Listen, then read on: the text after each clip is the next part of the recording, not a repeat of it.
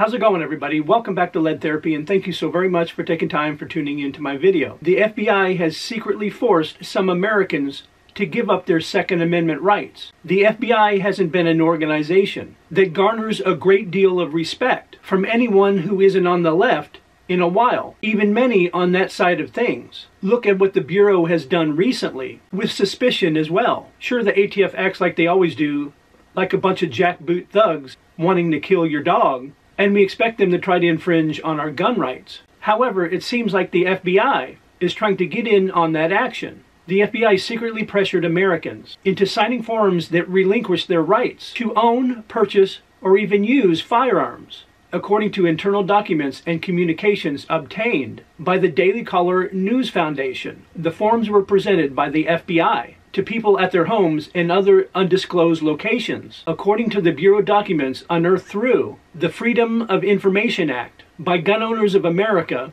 and shared with DCNF. At least 15 people between 2016 and 2019 signed the secret forms, which asked signatories to declare themselves as either a danger to themselves or others or lacking mental capacity, adequately contract or manage their lives. GOA and attorneys that specialize in Second Amendment law told the DCNF the existence of the forms raised serious legal questions. We're in a pre-crime minority report type of world where the FBI believes it can take constitutional rights away from anyone it thinks possibly might pose a threat in the future, said Robert Olson, GOA's outside counsel, who specializes in firearms law, which is certainly not something you expect in the United States. But who are these people? Are they legitimately people who are a danger to themselves or others? Are they really lacking the mental capacity, adequately contract or manage their lives? If so, how can they be responsible enough for their affairs to sign away their rights?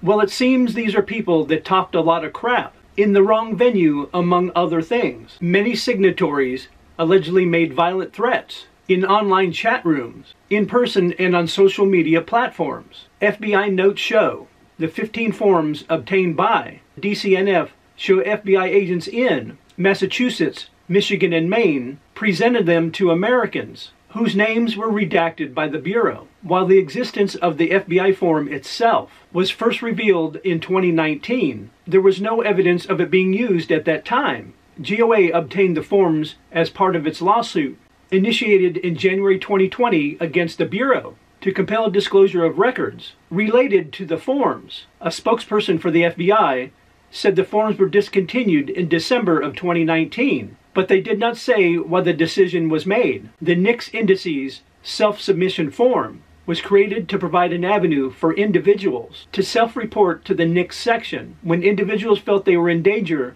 to themselves or others, the FBI spokesperson said, except when FBI agents show up at your home and accuse you of a crime, talking about potential penalties for that crime. Then they say, here, sign this, and all of this will go away. It's not really people who think they're in danger to themselves or others. It's people who think prison will be a danger to them. When law enforcement of any kind shows up, there's a certain degree of intimidation involved.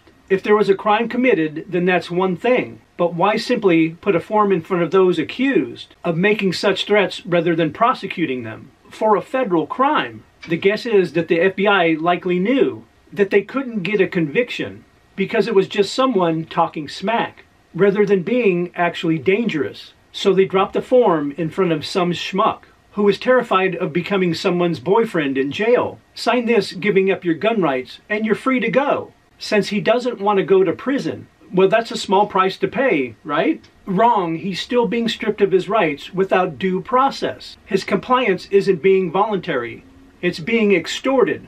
And the FBI agents that did this likely know precisely what they did. What's more, there's no way this should ever been acceptable in the first place. However, it seems the FBI shared this document with both the Secret Service and the Social Security Administration.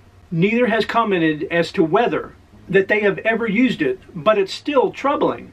This is so crazy and is wrong in so many ways. But it doesn't surprise me at all. This is what our government has become. Let me know your thoughts about this FBI secret form in the comments section down below. And as always, if you enjoyed this video, or if I gave you some information you didn't know, Please take time to like, share, and subscribe, and hit those post notifications. And I'll see you guys in the next video.